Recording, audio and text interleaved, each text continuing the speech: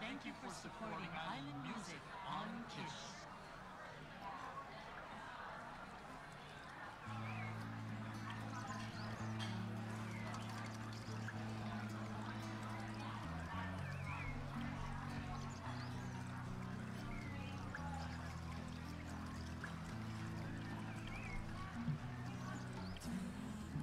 Friends, we're looking for an on-time start of 11:30. Again, we will begin the forum at 11:30 sharp. And the reason why I'm saying that is because I like to be a moderator and tell you what time it is, but the other part is I recognize some of you might like to freshen up before we get started. There are not going to be any breaks or intermission, so if you got to go, go now. The Facebook Live has already started. Thank you, Carlos. I appreciate that. The Facebook Live broadcast has begun, courtesy of Carlos Barreto and the guys over at the place. Go to the Guam Chamber's Facebook page and open it up. You'll be able to see what's happening up here, obviously, but the point is I want you to go to their Facebook page and share it with everybody else so that they can see what's going on. Thank you, Regine.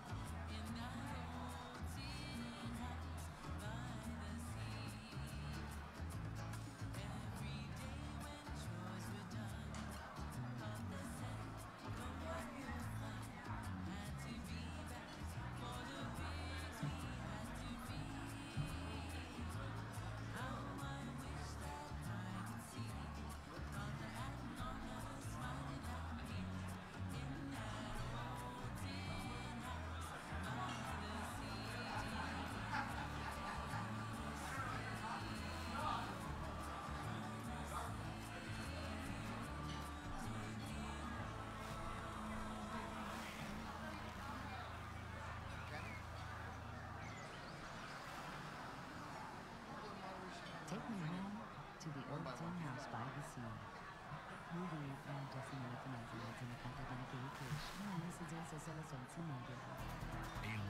Happy day, ladies and gentlemen. This meeting is now called to order.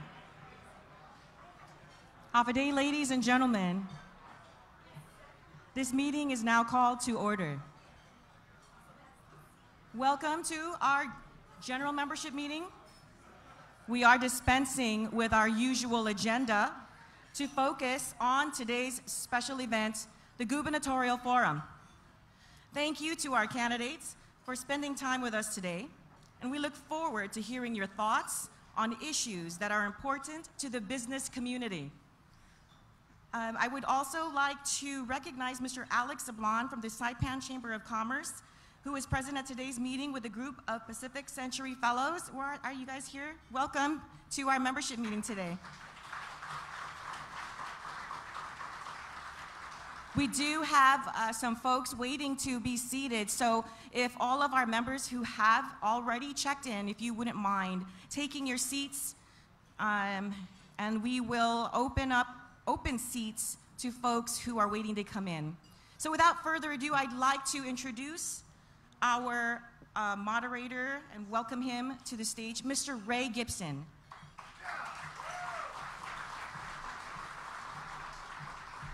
Don't stop. You can keep it going. It's all right. Like I said, applause is free. Let's do that. Let's hear it for the Chamber for throwing this Gubernatorial Forum.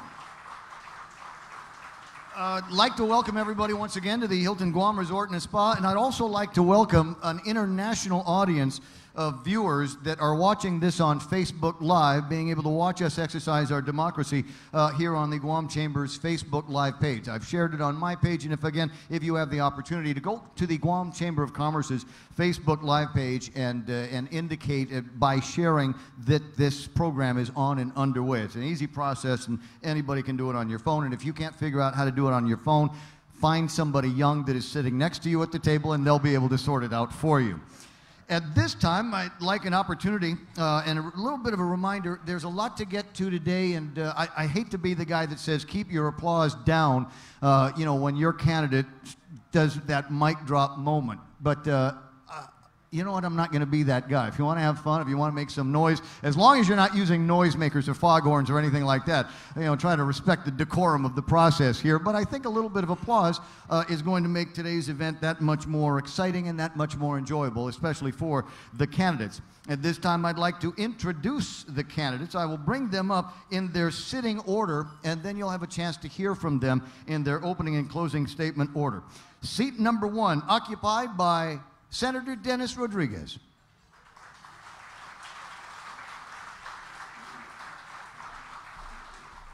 Seat number 2, former Governor Carl T.C. Gutierrez.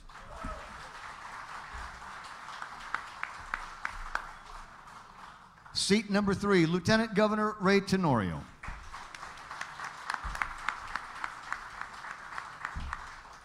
Seat number 4, Senator Frank Uggan.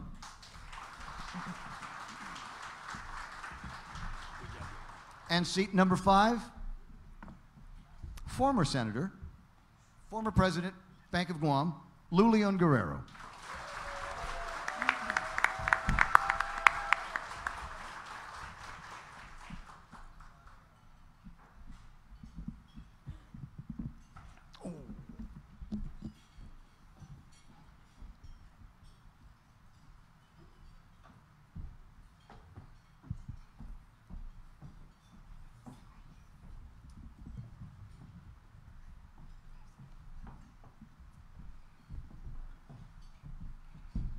And now that they're all here, once again, ladies and gentlemen, a round of applause.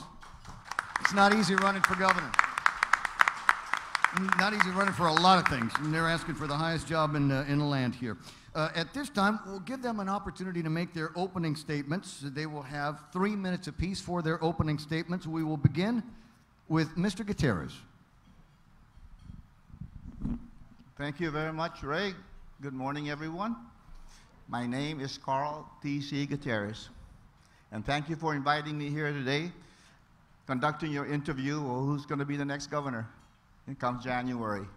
Just to remind the Chamber of Commerce, when I was Speaker back in 1983 to 1987, you handed me an award. I still have it on the wall. I think it was Bob Jones and Phil Flores, and I can't remember the other one. I didn't look at the picture.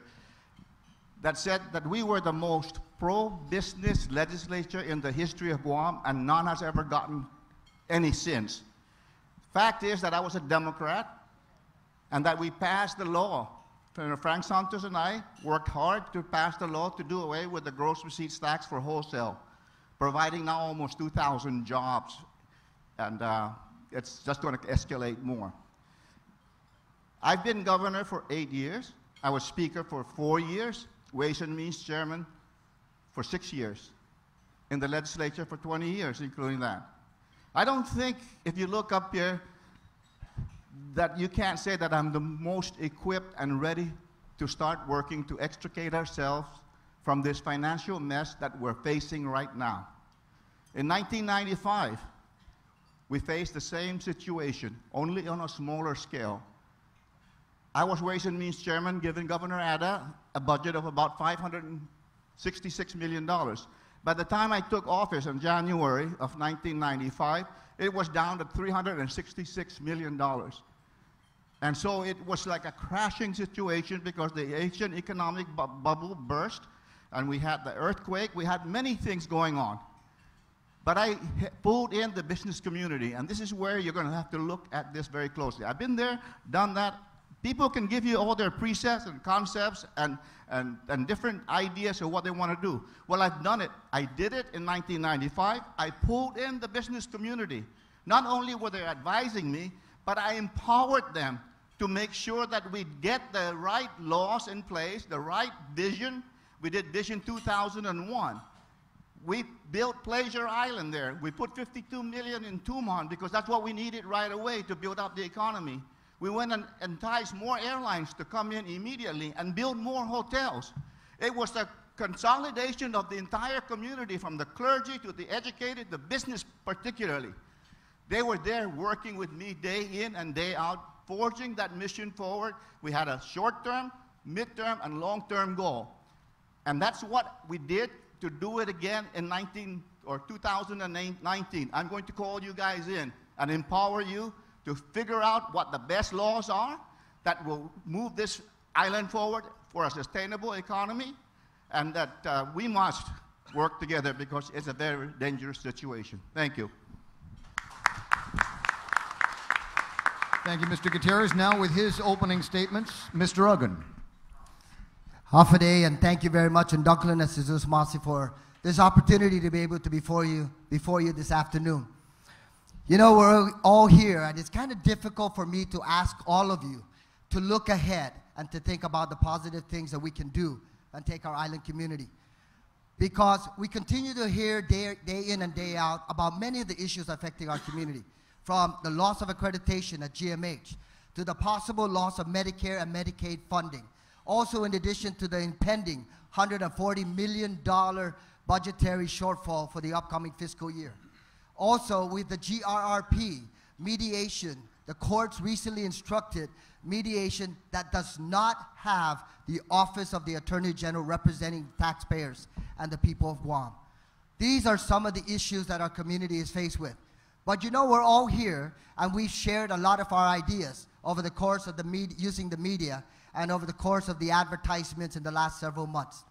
But let me say this, Team Uggan Limtiaco has already started the work.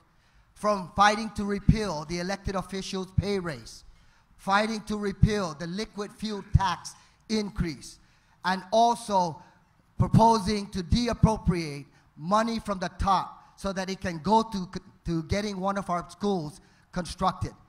But we need to look ahead.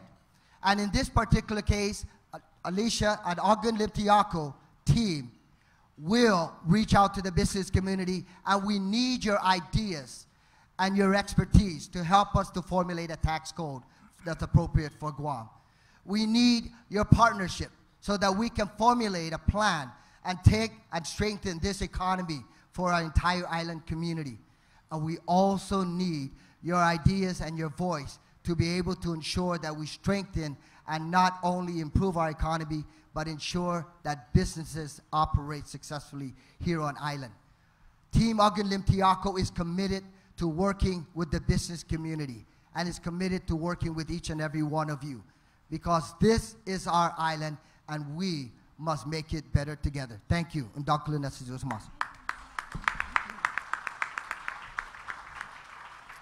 Now with her opening statements, Ms. Leon Guerrero.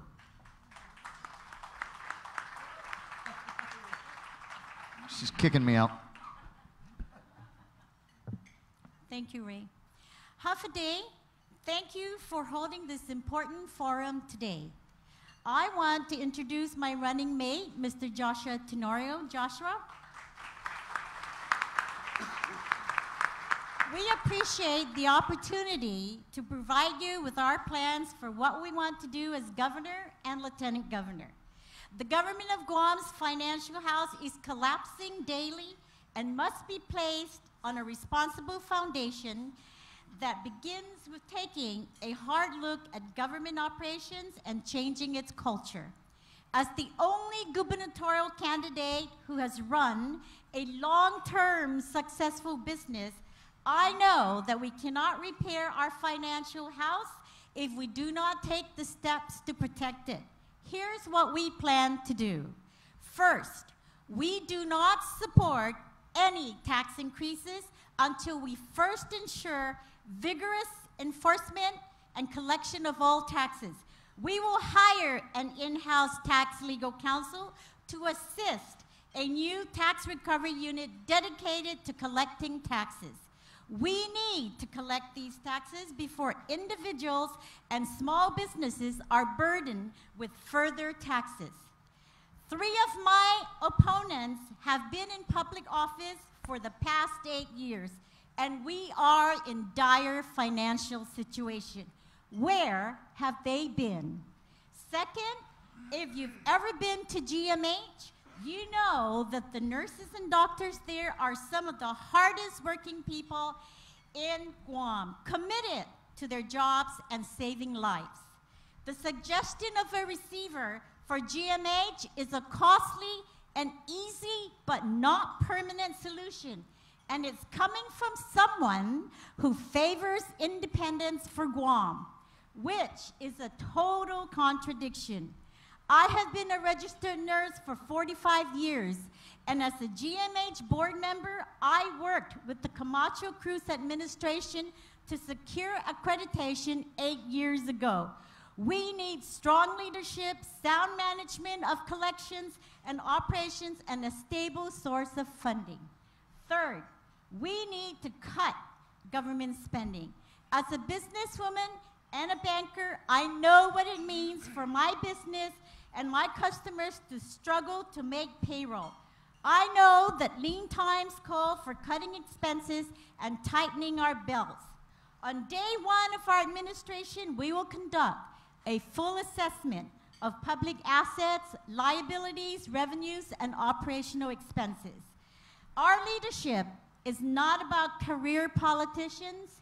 It's about solutions for our very real problems. Thank you.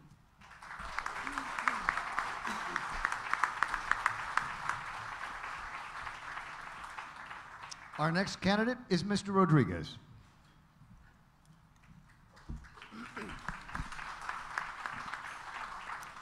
Half a day to the members of the Guam Chamber of Commerce.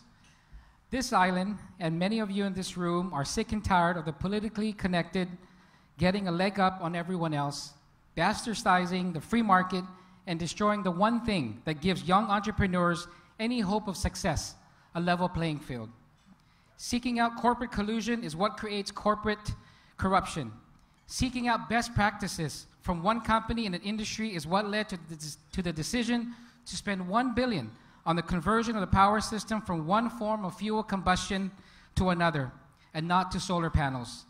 Not only will we consolidate 52 agencies into 9, we will end all their rental agreements, move them into existing government offices, and effectively privatize the management and operations of GPA, GWA, DPW, the Energy Office. GITA, as we know it, won't exist, and GVB will be done acting like the Santa Claus of this government. Dave and I won't have a GPD security detail. We will drive ourselves in our own cars. I will veto any legislation that takes away any more of the people's civil rights or in any way increases the power of the government. We will revamp every set of rules and regulation in this government to reduce the regulatory burden and thereby decrease the probability for corruption to fester. We will revamp the tax code to reduce the tax burden on our people and in your income. And mark my word, not a single industry in this room will receive a special favor from the duty to pay taxes. We will show the people that their government is one that protects and advocates for justice by first exposing and jailing the corrupt. Then and only then will this government have the moral authority to begin to address the social ills of our society, ills that we will address with deep love and affection for our people, no matter who they are or where they come from. We will turn this island around by imparting upon our people the respect that they have so often been deprived of, and the love that so often is missing for the plight they suffer in their homes and in their lives. For us, this is where the economy is built, not in back rooms with foreign investors, but in the backyards of our homes, replacing imports with the fruits of our labor, and one day the manufacture of exports, so that in 4 years, at the end of our term in office, this chamber will have expelled those who have corrupted this economy and this government, and the majority of you will be joined and supported by a new majority of members who will have made entrepreneurship a call to action on a level playing field for generations to come. Giving special favors to banks and insurance companies is why this current administration is demanding that the rest of you pick up the bill for the privilege to continue amassing their wealth. My commitment to you, ladies and gentlemen, is I will govern according to the principles of free market. Dave and I will reduce the GovGuam payroll by eliminating hundreds of political hires to include the elimination of all deputy director positions and most director positions. We will operate a governor's office on half the staffing level it is now. Sejus Masi, and thank you.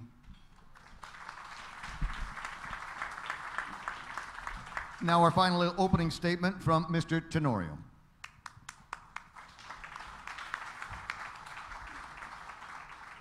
Afade, and thank you for the invitation to speak. Look at what we've done together, this Chamber of Commerce in Guam. In the last 8 years, the private sector and this administration have grown this economy, and I have been by Governor Calvo's side every step of the way.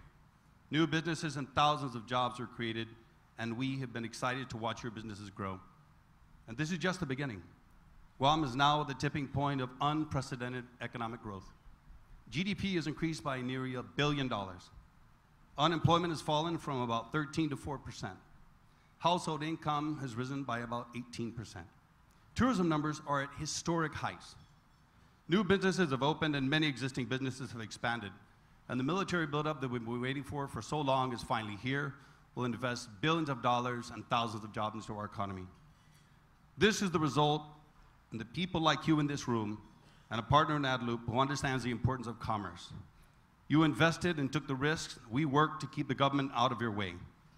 And while we made great strides together, there are still more things to do. Like the private sector, the public sector will always have challenges.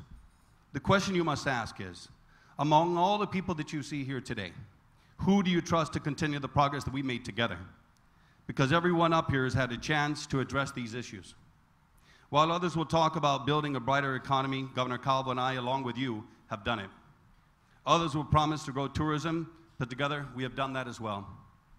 And while many will talk about the need to create more jobs, together we brought more unemployment, that is, to the lowest level since 1992. And as governor, I'll continue to do these things.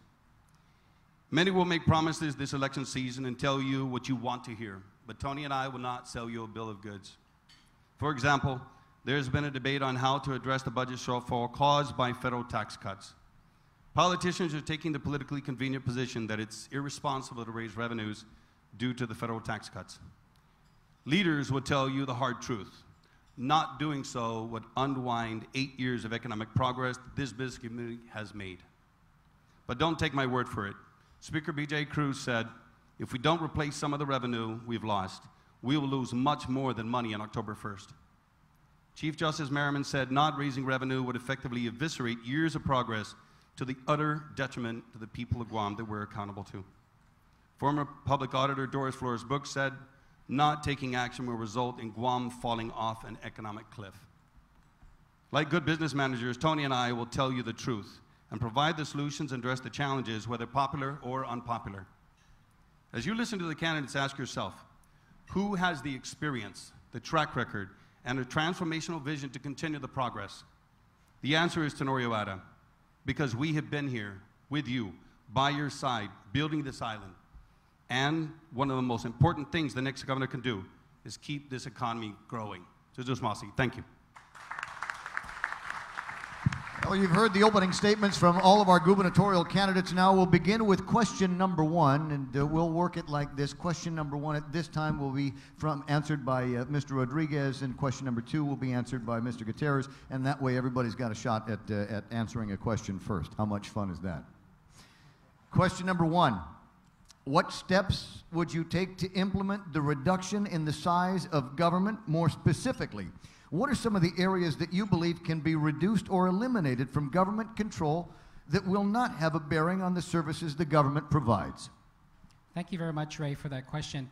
The Rodriguez-Cruz team is the only team that has proposed how we're going to solve this $120 million shortfall. First, it was $120 million. It ballooned up to $165.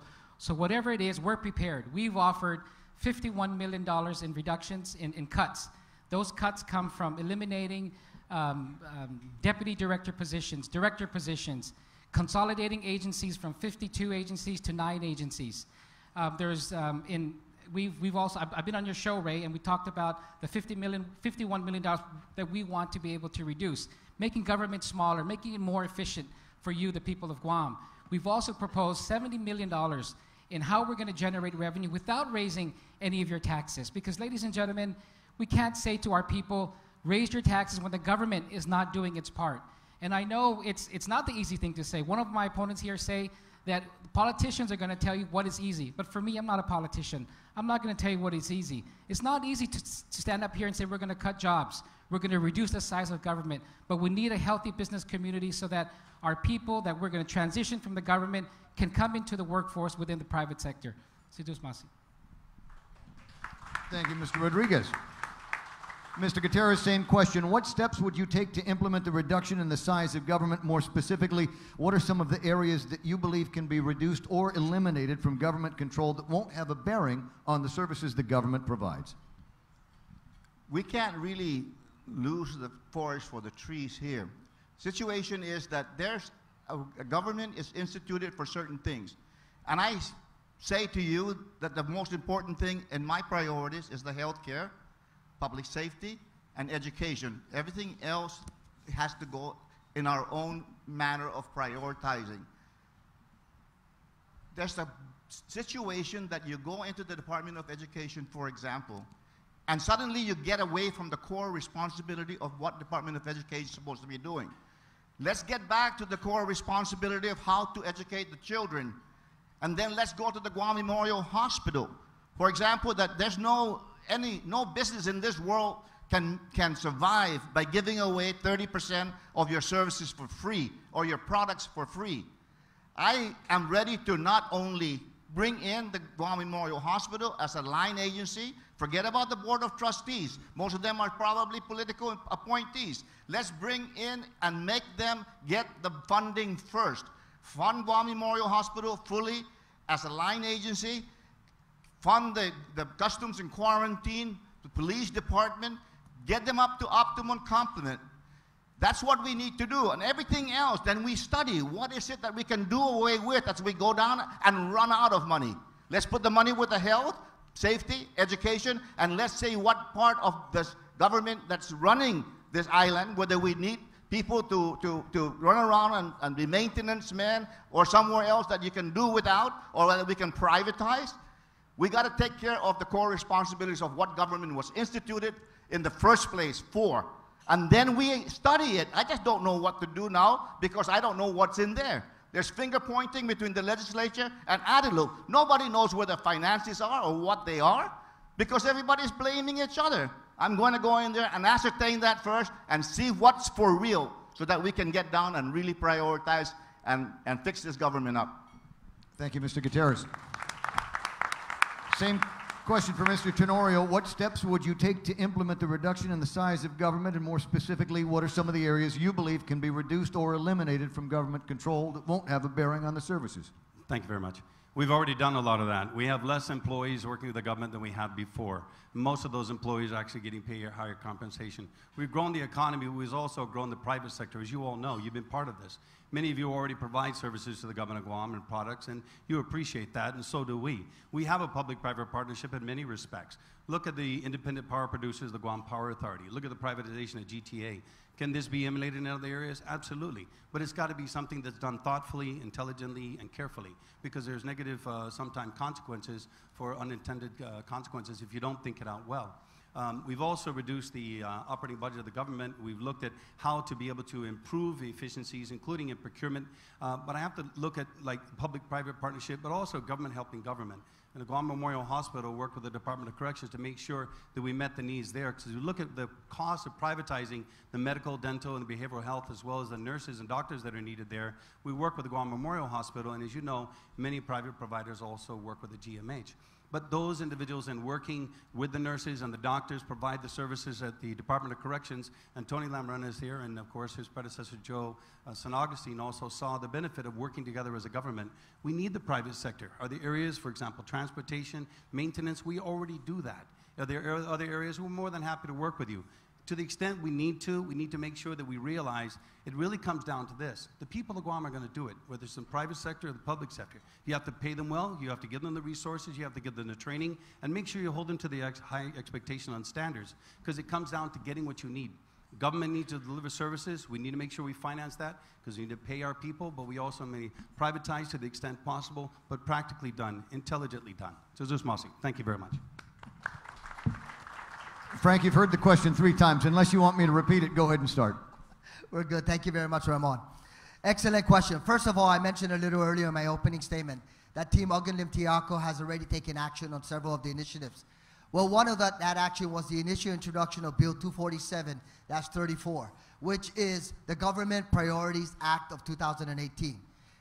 In now Public Law 34-87, that same provision outlining that in fact education, public safety, and healthcare are priorities of this government and have to be funded first and foremost before anything else. That is a tool which removed the impediments of other laws that restricted the governor and tied the governor's hands in terms of reorganizing and restructuring. It is that law that I will use as governor so that in fact we can restructure this government and ensure that we outsource and we privatize certain entities. In regards to agencies, you're looking at the Guam Regional Transit Authority. For many, many years, we continue to discuss the possibility of outsourcing and privatizing that function. That is certainly a function that can be outsourced. We have small departments and agencies, such as the Appeals Board, the Guam Contractors License Board. These are entities that can be absorbed. The function itself and the regulatory activities can be absorbed by other agencies such as DPW and no longer have to hire an executive director, no longer have to hire a deputy director to be able to administer those particular functions. So it will translate into savings. You look at Guam Memorial Hospital, look at public-private partnerships. We need to ensure that as we look at that particular entity of the government of Guam, that we take care of the government of Guam employees. There are models that this community have already utilized in the past many years, whether you refer directly to GPA with the Tengisan Power Plant, where there was a private management that came in, all public employees until eventually they retired and they moved out. You have the Guam Telephone Authority that already was privatized because of circumstances and the environment and the economy. And in that case, none of the Gov Guam employees were negatively hindered as a result of their transition to private enterprise. So I leave that with you. We are taking action. Thank you. Do you need me to ask the question again? You going to use that microphone or this one? I'll stay here. Thank you. Candidate Leon Guerrero. I think they're all missing the boat. I really think that this question is aimed at how can we decrease cost and live within our means. I'll tell you how. One, we need to look at the processes of every job function that there is in the government. Why? Because if we look at the processes, understand the steps, decrease the steps, what do we get? We get efficiency, we get cost reduction, and we get improved services. You as business people, I as a business person, know about process improvement. I used it at the bank, and it increased our customer service. Ask anybody who has gone to the bank, and they'll say services have improved. Why? Because we went down to the trenches, and we worked with the people there. That's what I'm going to do. I'm going to make sure that I bring in the employees who know their processes, know their functions, and get them to get the solutions and how we can better improve our policies, better improve our processes, so we can have efficiency, cost reduction, and improve services. That's what we should focus on. Reducing the size of the government doesn't necessarily mean we're decreasing cost. That doesn't come as a result of that. So, yes, for me, my priorities are going to be healthcare, education, and more importantly, also public safety, as we right now do not feel safe in our homes, we do not feel safe in the streets, and we worry about our children at our schools. So that's my plan with the Leon Guerrero Tenorio administration. Thank you. Thank you, and that includes our first round of questioning. Move into the second section. The first was about the reduction in the size of government, and some of the ways that we do that is through privatization. So here is the question, and it will be responded first by Mr. Gutierrez. Name a government agency or entity that you think would benefit from privatization. In your opinion, are there other options for public-private partnerships with government agencies that can be implemented?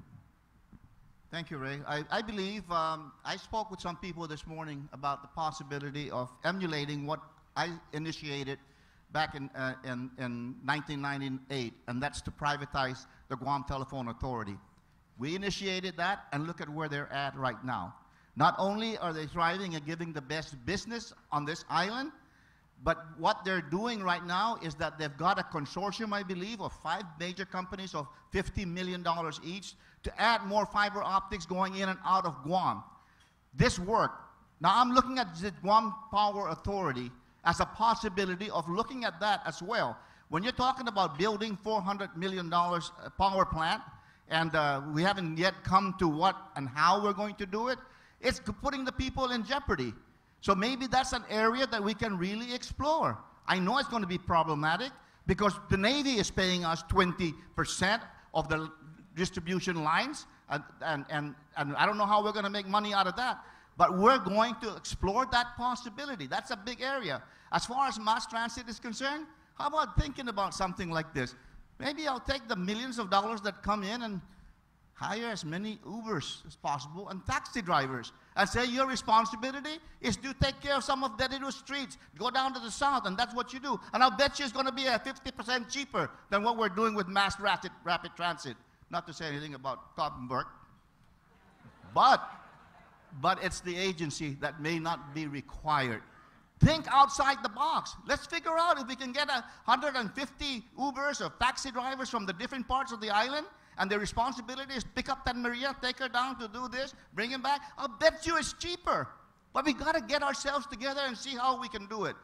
Let's get together and use our brains outside that box. We can't continue to be in the playpen where we're at right now. Never mind, that's good enough. Thank you, Mr. Gutierrez. Mr. Tenorio, again, the question, name a government agency or entity that you think would benefit from privatization. In your opinion, are there other options for public-private partnerships with government agencies that you will implement? Yes, there's a lot. The innovation starts mostly in the private sector. We see best practices across governments in many cities across the United States and around the world for that matter. Transportation, maintenance of roadways, ports of authority, airport, power, water, anything that is done, you know, you can make the argument, you know, the public safety can only be done by the government. What in some areas it's done by private. Can you make an argument for everything from the telephone authority to, of course, transportation, GRT? Absolutely. But really, it starts from the private sector. Innovation. You know, someone was asking about, you know, a third pillar for Guam's economy. Innovation really, and the third pillar could probably start from people in the business community like you. You know the limitation, the capabilities of the island of Guam. You know the people and their abilities. You know what we can do. Innovation starts in the private sector. We want to privatize? That's a conversation we can have. I'm open to it. Look at the hospital, the possibility of public-private partnership or outside privatization. But we still got to take care of those people that go there. People gets off a plane, they go to the hospital, they need service. You got to take care of them. We're humane, hospitable people. We got to make sure we take care of them. It comes down to money, making sure the appropriations are there. There's a dedicated revenue source, not an empty promise or a retracted bill that takes away $30 million from the hospital or $10 million from education. It comes down to money. You can privatize, absolutely, but it's still going to cost money. You tell us in the government, we're more than willing to talk. We've been talking for 8 years about this, but in the end, it really comes down to authority from the law and ultimately working with you as a private sector.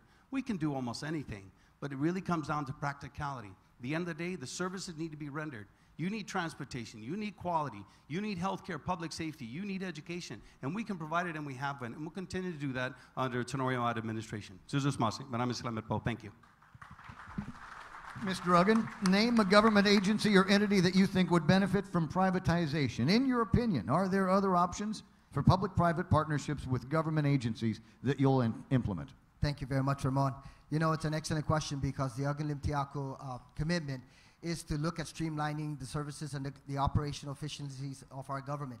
You take a look at some of the entities, and Guam has matured so much over the course of the past 20, 30 years that entities such as the Guam Regional Transit Authority, the public transportation system, that's something that we should definitely look at outsourcing or privatizing, because the concern and the issue is ensuring that the services continue to be made available to our people regardless as to where their location is or their residence is, in addition to providing critical services to our people with disabilities.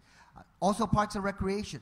We can look at Parks and Recreation and ensure that we outsource the maintenance and the upkeep of all of our parks and the administration and the management of our recreational facilities to benefit our community. There's a number of nonprofit organizations out there that have stepped in, and they've been the heroes of the day, so to speak, in terms of being able to lend a helping hand to the government of Guam.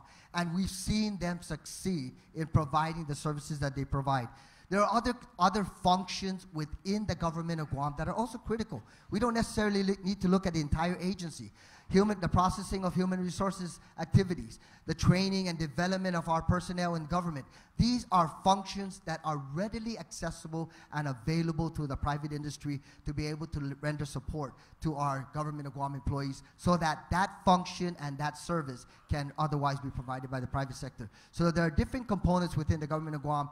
We need to go in there, talk to the employees, work with them, look at GMH, because that is a critical, one of our fundamental services, healthcare services that continues to meet the needs of our community. Public-private partnerships, very similar to what I shared with you a little earlier in terms of protecting the employees, but also allowing for public-private partnerships to be able to come in and run that entire facility. Thank you. Thank you, Mr. Duggan. Ms. Leon Guerrero, same question.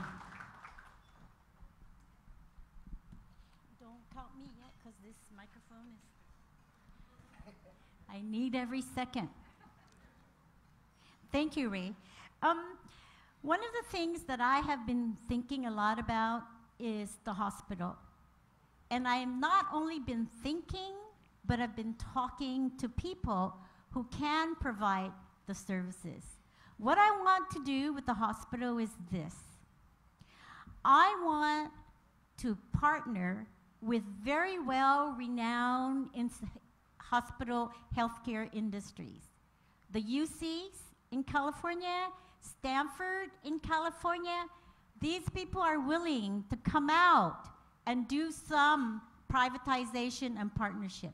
What I would do is I would take the business assets of the hospital. I will privatize the business assets. I will give it to somebody that can run it, can operate it, and make a profit out of it. I will say, here's the business assets, here's the operations, you own it. But what I will do is I will have them lease the facilities back to the government, and what I'm going to do with that money is I'm going to use it to provide indigent care in the hospital. A lot of people that want to privatize, their biggest concern and worry is how do you take care of the indigent population. The government will take care of the indigent population by leasing our hospital facilities to the private entity. That's what I'll do for healthcare. And that's what I think needs to be done for the hospital. Thank you. Thank you, Ms. Leon Guerrero. Mr. Rodriguez. Jesus Masi, Ray, for that question. In my opening, I talked about the privatization of GPA, GWA, some parts of DPW as well. But something that I've been doing in the legislature is that I've proposed privatizing our MIP and Medicaid programs, going through managed care, using our insurance company, health insurance companies as the ones that would manage those programs.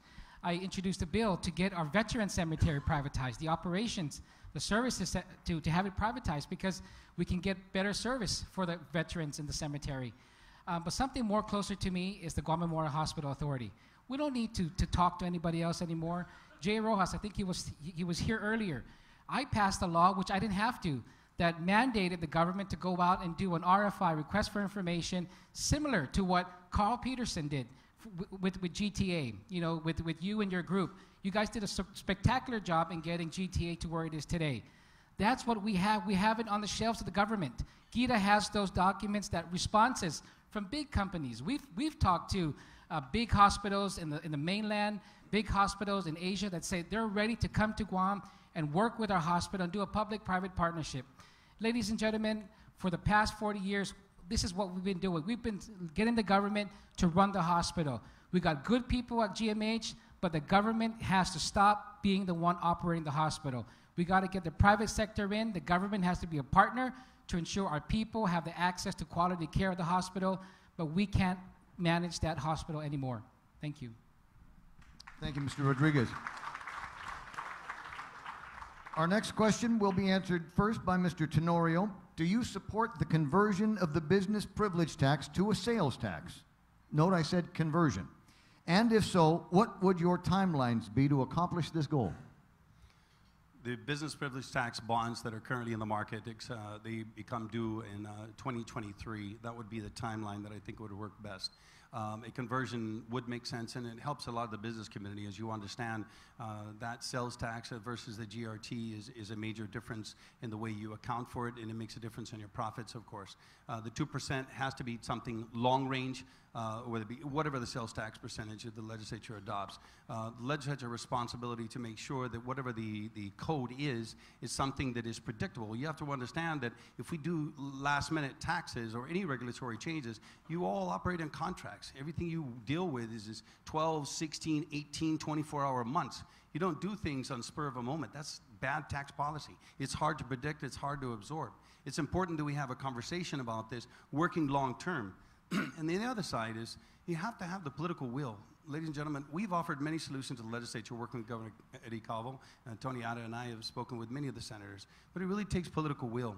You can't have the political expediency of saying, okay, we're going to do it today and gone tomorrow. You have to have courage. Things cost. We need to pay for our nurses and our teachers and the police officers and the firemen. We need to make sure the operation of the government is working in the interest of the people who expect those services. We can privatize, we can change things, we can become more efficient, of course. But at the end of the day, when you get hit with a left hook from the tax cuts in the Congress, and we have a great trend, our economy has been growing, the tourism is growing, we've had great indicators. The GDP has grown by nearly $1 billion. We can do a number of different things that make sense on the tax regime and many other areas. We have to do it with political strength. You have to have the dedication and the commitment that once you start on a course of action, we don't send a mixed message back to the bond market, because by adding a tax and then changing a tax and doing things that doesn't have that sense of stability really puts Guam in a negative light. So let's stay in a negative light. Let's stay with Tenorio Ada. Let's continue to grow our government, make the conversion in an intelligent way. Jesus Masi, thank you.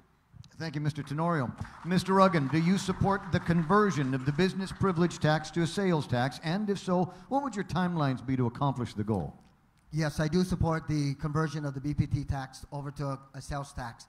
And in terms of the timeline, there are two factors that have to come into consideration. One is our bond investors. We need to ensure that they agree and they concede to the idea of converting the BPT, the pledged revenues, over to the sales tax, because that has to be first and foremost before we even proceed to step two. once the bond investors concede and they recognize that the sales tax, any proposed sales tax, would generate so much revenues and will be set aside and committed specifically to meet our bond obligations, then we can look at the second part of this equation that I would consider. First and foremost, Department of Revenue and Taxation has to master the collection of outstanding tax receivables.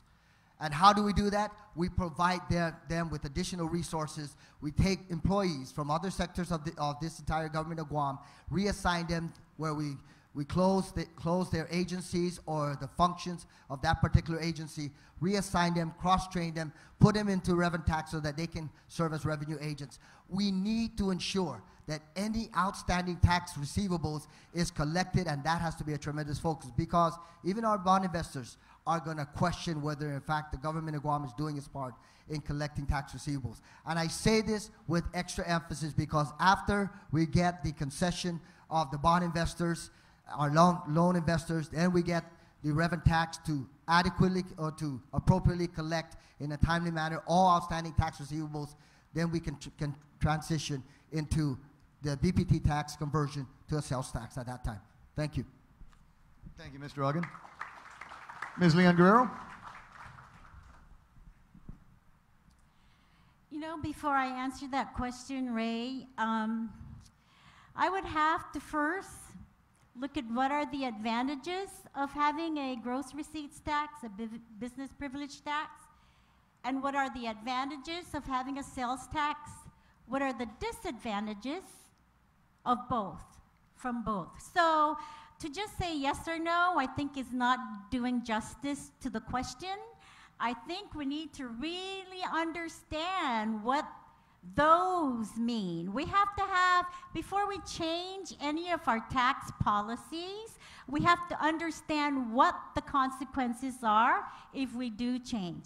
But at the end of the day, it's really because we want to provide the revenues for our government so the government can provide the public services that we deserve. And so we talk about revenues, but I think we forget that we also need to think about expenses. And in the expenses, I will invest in the Department of Revenue and Tax, really the experts, so we can collect the $200 million of uncollected taxes that's left on the table. Even if we collect just 50%, we will have $100 million into the revenue of the government. That's major, major, major improvement for the shortfall that we are talking about. So get a good analysis of what the consequences will be and collect our taxes, decrease our expenses, and I'll bet you we will have a great financial, stable economy and government.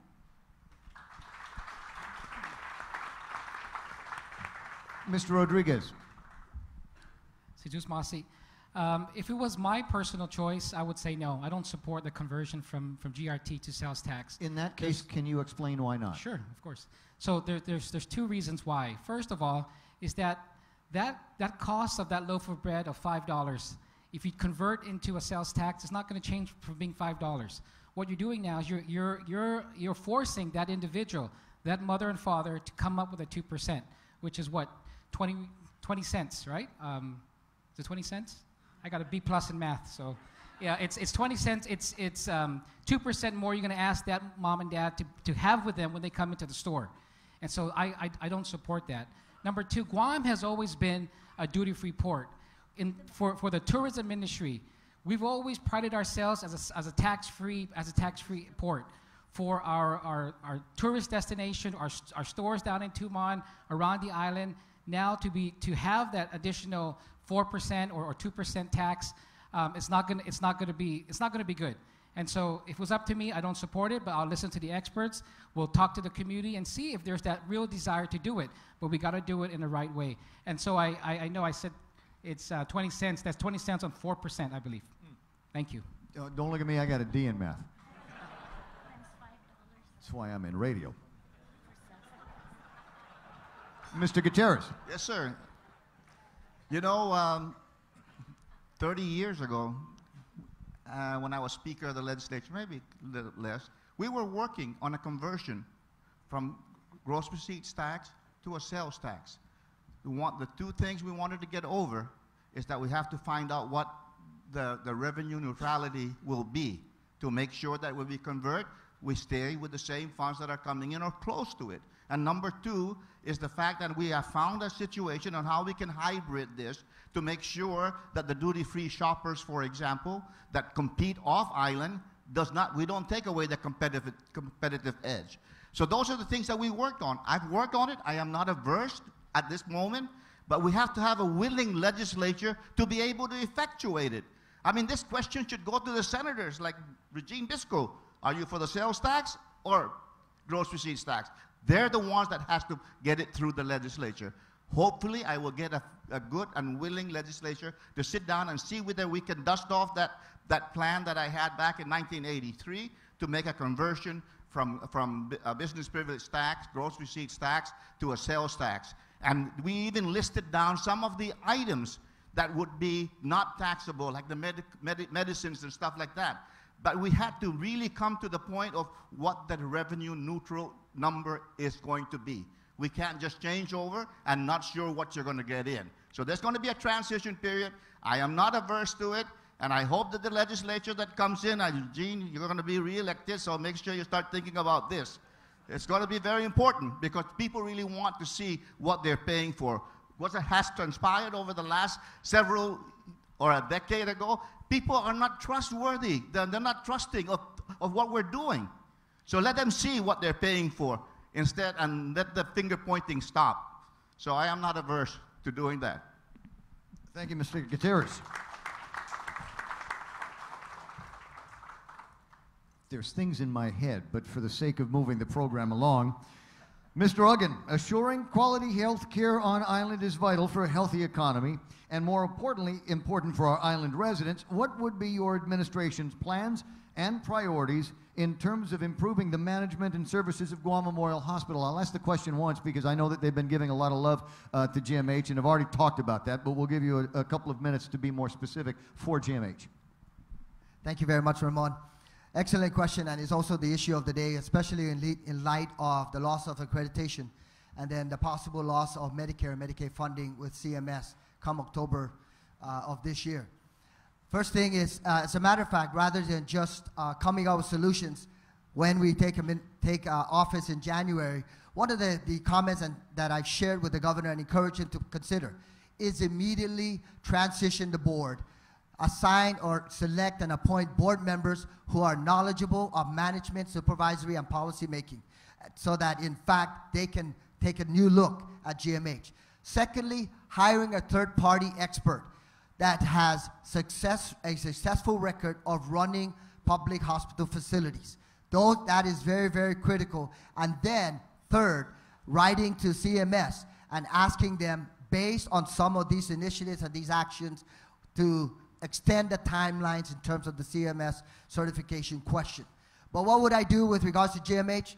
We certainly, in an Uggan Limtiaco administration, we're certainly looking at different options. One is hiring a healthcare facilities professional so that, in fact, I just alluded to it a little earlier, that they can run this facility.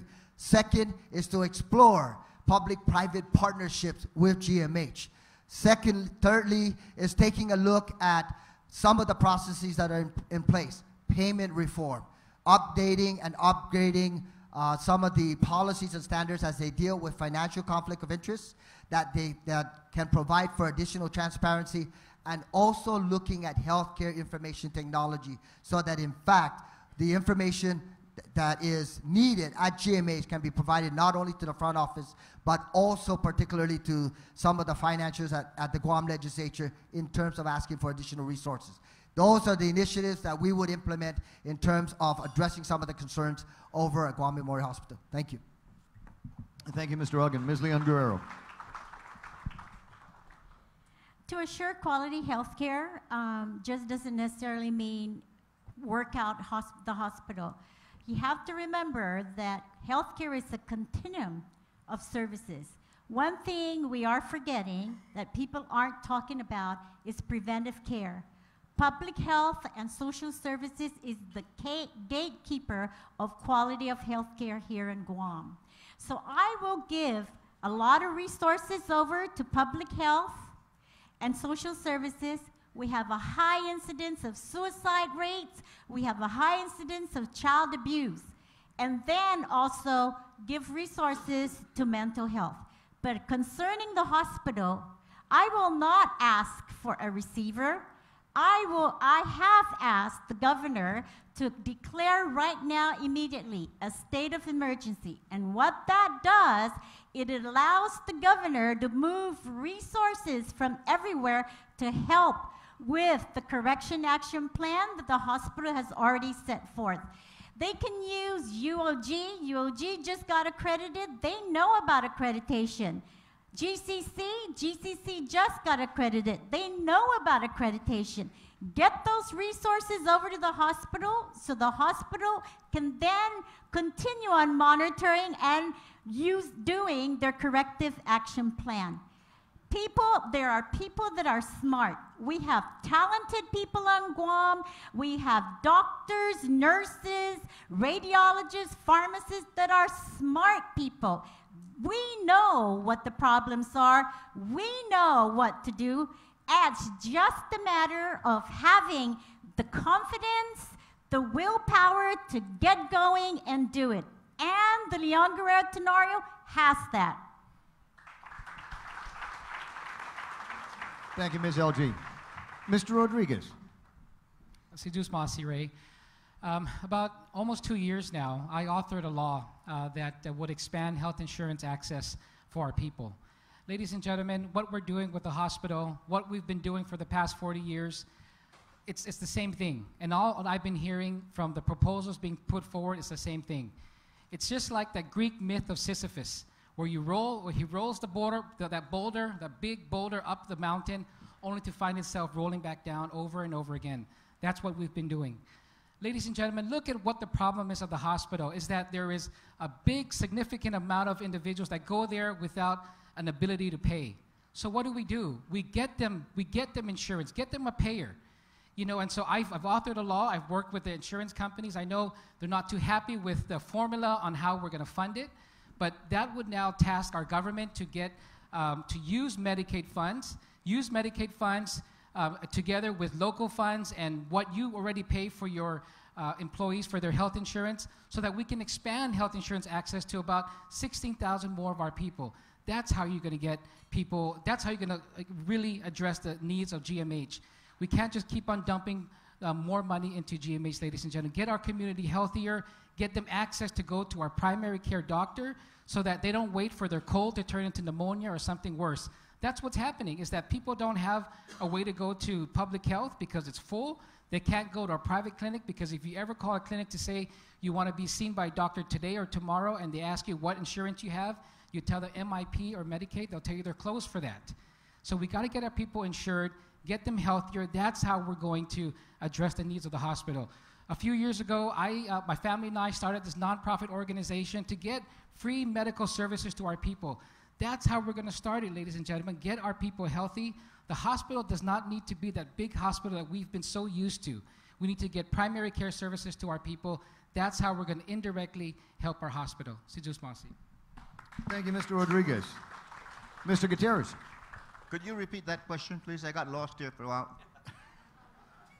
I'll use the short version. What would be your administration's plans and priorities in terms of improving the management and services of the Guam Memorial Hospital?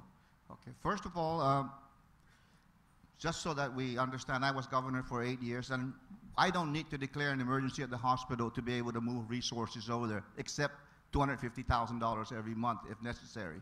So the governor probably is doing that right now, sending people there to be able to do that, get the resources from the government.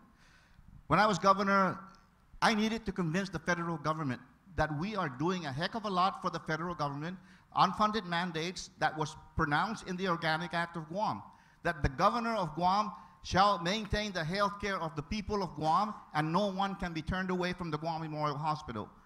And number two, they signed up a compact of free association provided a provision in there that said that the citizens from the FAS, the freely associated states, can be looked at the Naval Hospital. That was there. The first thing I did was I took the Compact of Free Association, I took the Organic Act, and I went and saw a friend of mine that became Secretary of Health and Human Services, Tommy Thompson, governor from Wisconsin. And I said, this is what we're facing, Mr. Secretary. He was on his way here in September 17th, 2001, to bring me public health doctors, public health nurses, not only for the hospital, but for the Northern Clinic, the Central Clinic, and especially the Southern Clinic. That's what they do with the public health doctors, to be able to help, and because he understood that there was a problem with what the federal government is doing to the people of Guam. But you got to get outside and go look for the resources over there to make sure that your hospital works well, and take away some of those mandates that they're giving us to do without some concomitant monies to be able to pay for it. So I'm going to do that. I've been there. I'm going to dust that thing off at the Health and Human Services and bring them here, because they don't only bring doctors, they will bring expertise to take a look at what we need to provide for the people of Guam. Mr. Tenorio. Thank you. I ask you to give me a little bit of latitude here. I want to respond to a previous thing about $200 million. SES dumped data at the Guam legislature and had $190, $200 million. And this is a misinformation, but basically it comes down to this, ladies and gentlemen. When we had a budget of about $500 million, we were floating at about $100 million year to year. And this is always receivables in the government. And so this all comes down to finance, the same thing as GMH. But if you look at all the money that's going, people refuting or disputing the amount of tax that they're owed, if you're looking at the amount of money that is in installment program, if you look at all those things, there's about $71 million that's owed. We have the amnesty program. We're going to collect about $30 million. I know this is about GMH, but I just want to clear something up, because there's a lot of information out there that's actually not totally accurate. And it's important, because you just don't get money, go take it off the table, because it's not just sitting there. And that's not the way the real world, that's not where your business works. The hospital, it comes down to money. We need money. For 40 years we've been dealing with this. 40 years we've been talking about a $30 million hole every year. If you had a business operating at a $30 million hole every single year, deficit, you wouldn't be in business anymore. Maybe 1 year, 2 years if you had a long-term business and great capitalization. But it really comes down to a number of factors. The people there, absolutely great. Nurses, doctors, practitioners, therapists, they're doing great jobs, and they're going to continue to do that. They were there before the accreditation, they were there during accreditation, they'll be there after accreditation, still doing good work. But we need to make sure we're paying for the tubes to be able to deliver the antibiotics and make sure that the gauze is paid for. We can't keep kicking this thing down the road. We've already financed and paid off 2 different accounts receivables. We need to bring in a public-private partnership. I think they have to have that conversation. It's great to have coaches and consultants. That's excellent. But at the end of the day, it comes down to delivery services. And that takes money and personnel and equipment. We have improved the emergency room, the ICU. We want to do the maternity ward and other things. But you got a 45-year-old electrical panel. That's not going to improve itself. That's $3.5 million. You have to pay for something if you're going to get it. Same thing with quality. You want to buy something, you want to pay for something, you got to pay for what you get. Ladies and gentlemen, we need to pay for the hospital, we need to make sure they have the management, and we'll improve it. Thank you. Thank you, Mr. Tenorio. Words unfunded mandate reminded me of our last question in this particular run. The earned income tax credit continues to drain our government coffers, and we've yet to see any true efforts in seeking federal reimbursements to replenish any of these expenses. Will your administration address this EITC problem, and if so, how will you approach it? We'll begin with Ms. Leon Guerrero. Before I begin, I just wanted to respond to what Mr. Tenorio said. The point is, there are taxes that are not collected. It doesn't matter whether it's 200 million or 70 million. There are taxes that are not collected and left on the table. Why do we have to be in a crisis situation before we get our act together to collect the taxes? So defending it, I think, is not the right way. Okay, my question? EITC and how do we get reimbursed? EITC is an unfunded liability that we have been mandated to pay. What I would do is I would work very closely with the federal government and look at who my allies are in Congress, In the White House, I may have to go and meet President Trump. And if I do have to do that, I would swallow what I need to swallow and go meet President Trump to explain to him that we are being discriminated over the earned income tax here because we are not provided the federal monies to fund the earned income tax. So I would work very closely with Washington, D.C., Congress, the Congresswoman Bordalio. I would work very closely with her so that we can get all our forces together to plead and say, hey, this is not fair. It's discriminatory to the people of Guam. Thank you. I'd like to give her another 60 seconds to talk about Trump. I would love to talk about Trump. Mr. Rodriguez, the earned income tax credit continues to drain our government coffers. Will your administration address this EITC problem, and how will you approach it? Thank you very much, Ray.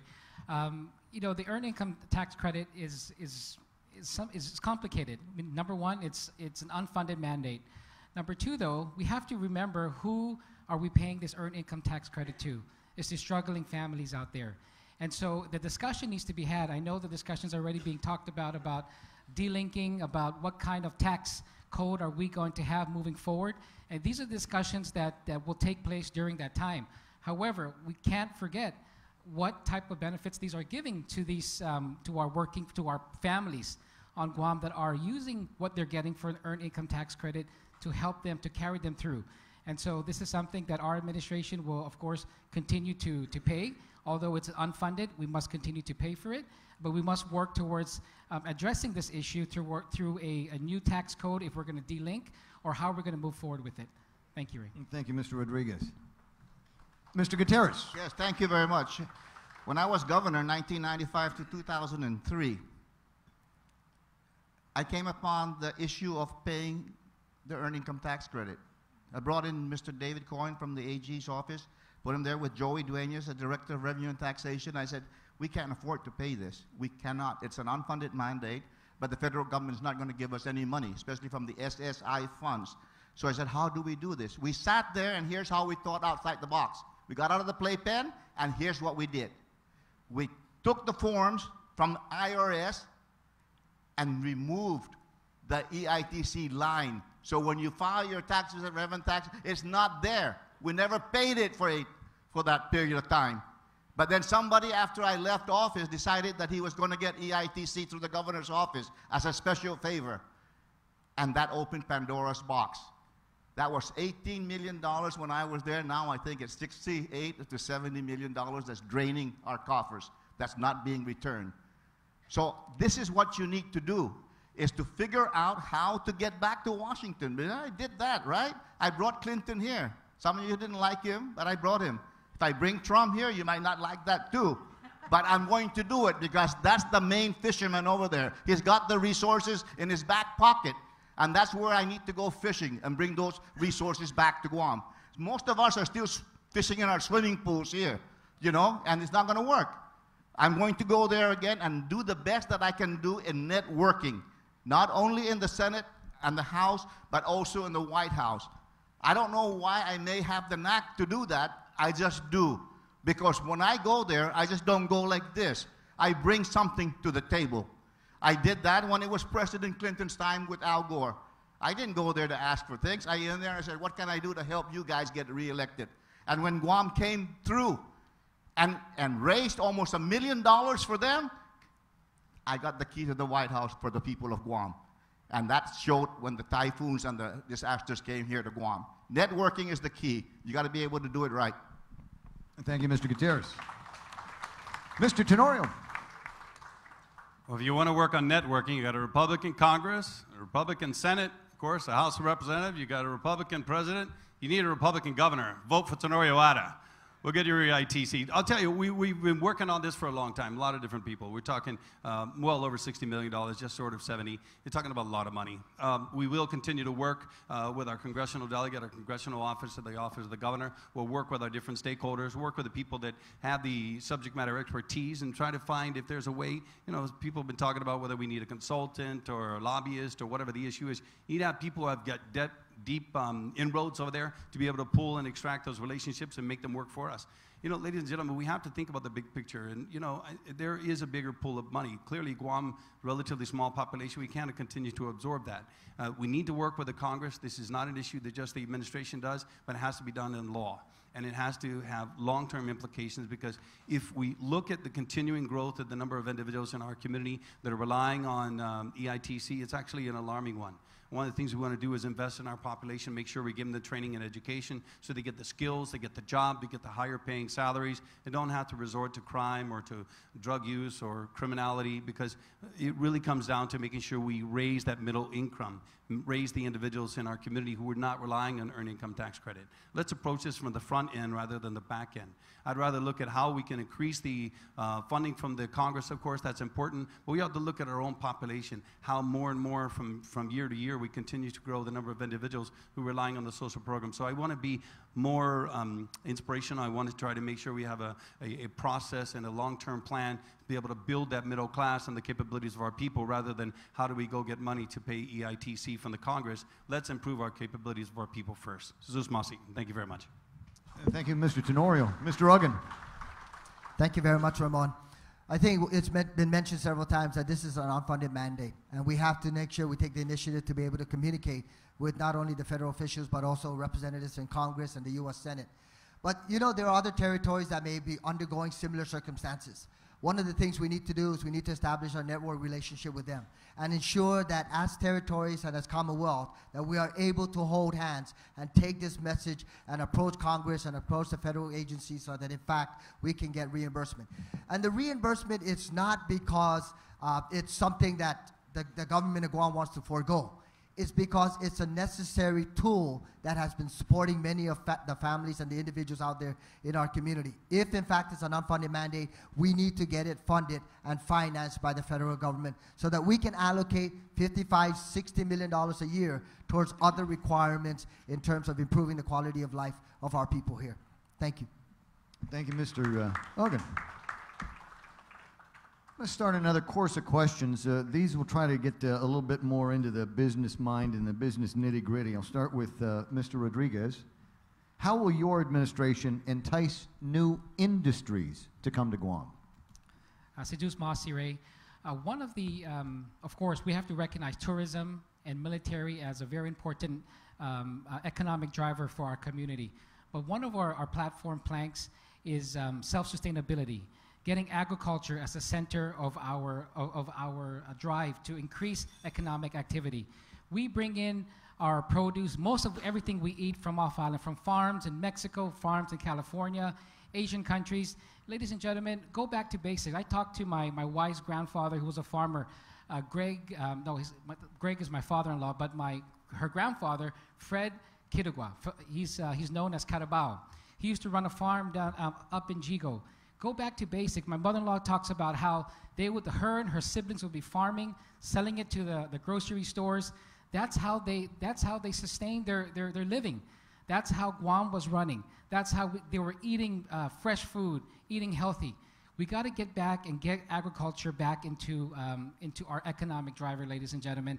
Part of our initiative, which I hope you can all get a chance, it's a 10-step action plan, is to get our people. Turn your backyards into your own farms where you can feed your family with healthier produce, not flown from anywhere else, so that you have more money to keep in your pocket.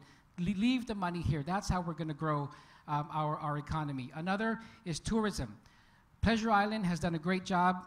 It's doing good, but ladies and gentlemen, we need to do more. We talk about an integrated resort destination zone that we want to be able to pursue.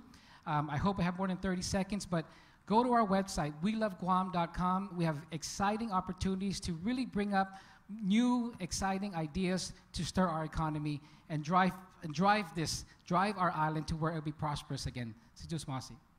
Thank you, Mr. Rodriguez. Mr. Gutierrez, how will your administration entice new industries to come to Guam?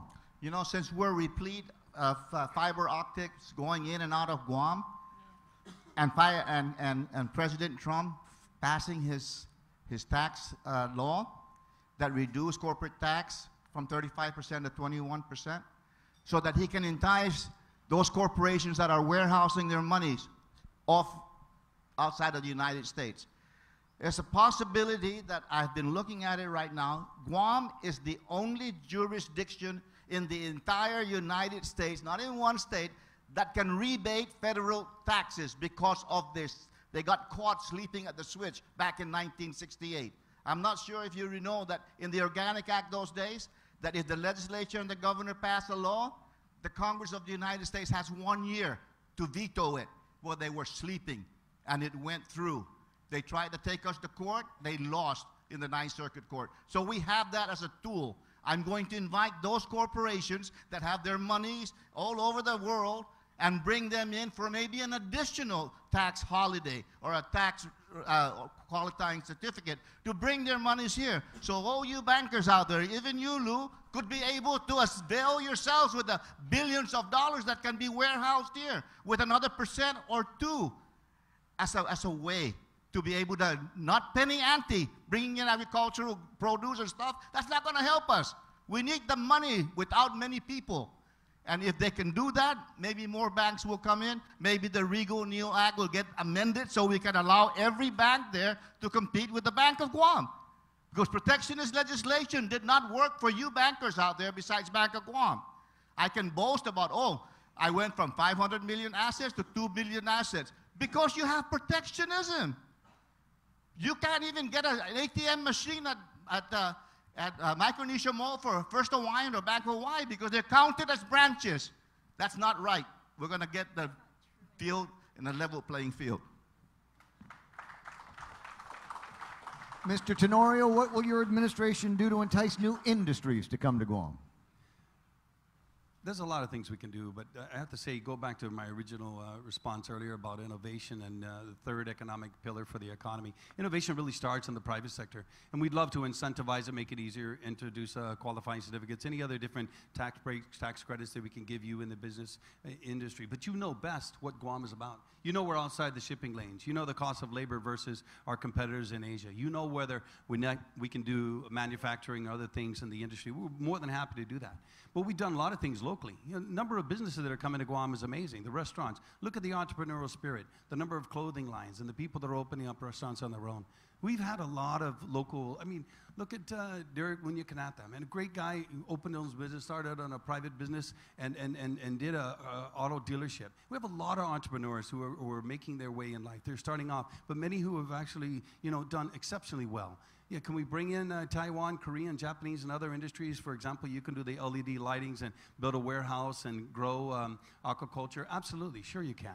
It's expensive, and the air conditioning costs and other things like that, but we can do these things. I've seen other people come in here and build the different farms up in Machechi area. As a matter of fact, there's a couple of areas up there where they started, but it really didn't flourish, and there's a number of reasons why. You know, we're prone to get hit with typhoons. These are all things that you have to consider.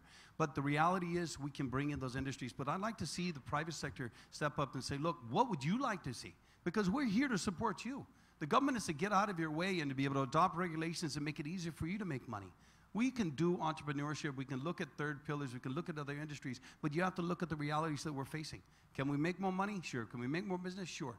But let's work as partners as we have in the past. Expand tourism, capitalize on the military spending, but we need to be able to grow new markets in tourism, especially opening up paths to Vietnam and Alaska and other markets to be more tourist to Guam. So thank you very much for the opportunity to answer the questions. This is Mossing.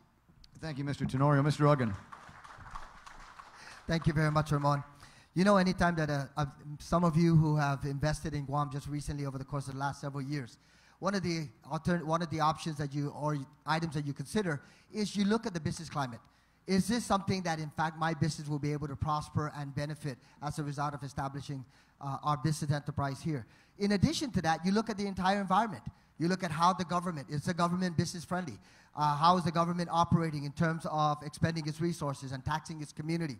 You would also look at other components such as the healthcare system that we've discussed exponentially today. You also look at the educational system. Is the educational system conducive, or would it provide the best quality education for my children or my grandchildren should I transfer over there physically to Guam? You also look at public safety as an issue. These are all facets and issues that potential investors look at, and we need to prioritize these particular areas. And in addition to that, potential investors also look specifically at whether the business or the government facilitates business enterprise, is friendly to the businesses. In some situations, because businesses are coming in, there's been situations that have been reported to me in terms of the complicated process sometimes in getting a permit. I was visited by a potential farmer who was looking at vertical farming as an option. And all he wanted was some information with regards to potential investments. We need to make sure that this government is business friendly and that we provide the information and that is necessary for potential investors to look at Guam and say, okay, this is an area that I definitely want to look at, especially in light of the impending military buildup. We need to do these things and ensure that even for all of our residents here, that we assure good quality education, safety in our community, and also a good healthcare system. Thank you. Thank you, Mr. Hogan. Ms. Leanne Guerrero. I think we need to have our infrastructure, quality infrastructure in place.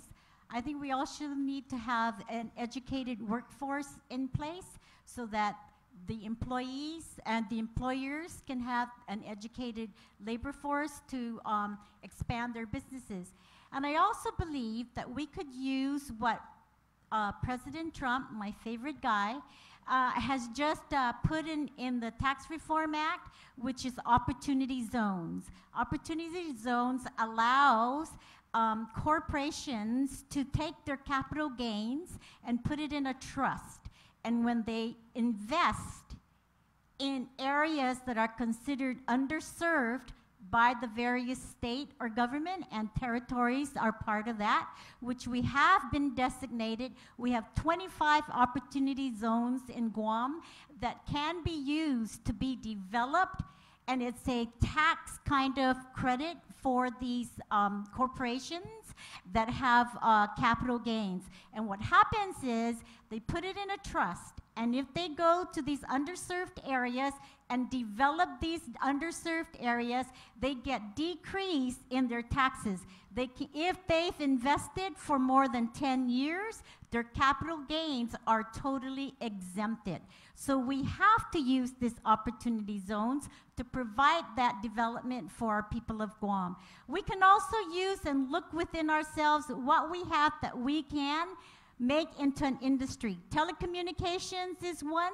We can have telecommunications. We can have like a Silicon Valley here. We have 12 cables that come into Guam. We're strategically, geographically placed. We have Asia here, the United States here. So let's take advantage of that. The other thing is aquaculture and agriculture. Those are things that we have within our natural resources to help develop industries and entice investors to come to Guam. Thank you, Ms. Leanne Guerrero.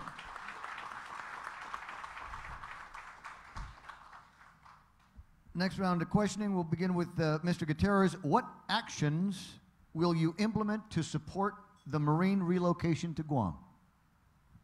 I will not be willy-nilly, wishy-washy, as I've seen some of our leaders here have been doing. I'm for the build-up. I'm against the build-up. I'm going to work as well as I did when I was governor of Guam with the military leadership and the people in Washington, D.C. I'm going to be very firm and say that we need the military build-up here, and I'm going to try to work together with the local community to hopefully bridge that gap. And I'm going to bridge that gap by taking away the hurt that the people of Guam are suffering right now because they felt neglected. When the United States told Japan, you don't have to give them any war reparations, we'll take care of it. Well, they didn't give us war reparations.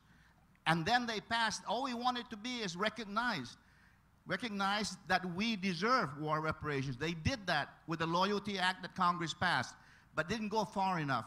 They eliminated thousands of our people from getting it.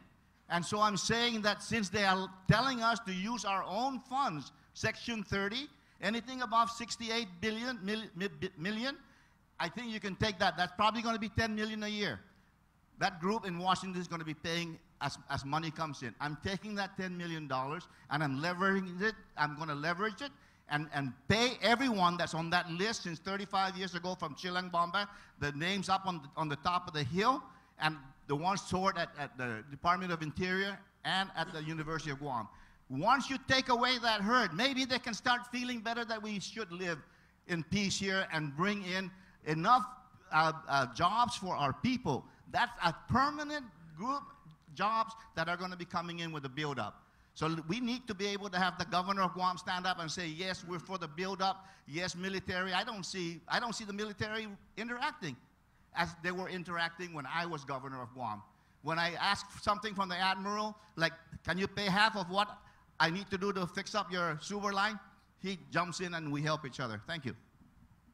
Thank you, Mr. Gutierrez. Same question for Mr. Tenorio. What actions will you implement to support the Marine relocation to Guam?